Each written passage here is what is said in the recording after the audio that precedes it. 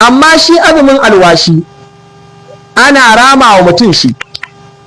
Abun kuma hadisi kuma da aka rawaito daga Aisha a wajen bayar da fatawarta akan wacce ta rasu akwai azumi a kanta, ta ce wato a ciyar a madadinta, to shi ma wannan a farilla ne, shi ma banda alwashi.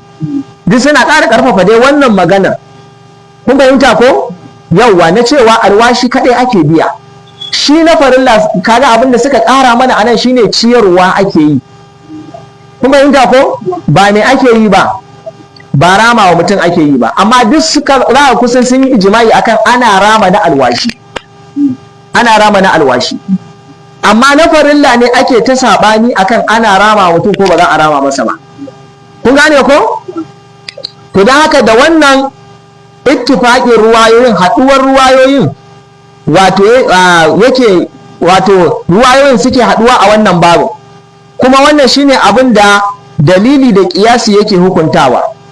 Saboda shi alwashi ba wajibi bane na asalin shari'a wanda aka shar'anta maka cewa kai azumi ko kai wata ibada saboda me Allah ya biya maka wata bukata, bal ma a musulunci ba a son shi, amma idan mutum yayi ya zama wajibi akan shi sai ya sauke, ko ya mutu bai sauke ba sai an rama masa, kun gane ko?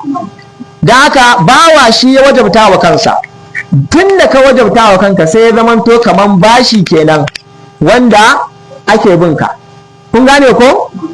Don wannan wato ainihin annabi sallallahu alaihi wasallam yasa ya kamanta shi da bashi a cikin hadisin Ibn Abbas. Idan haka wannan dai shine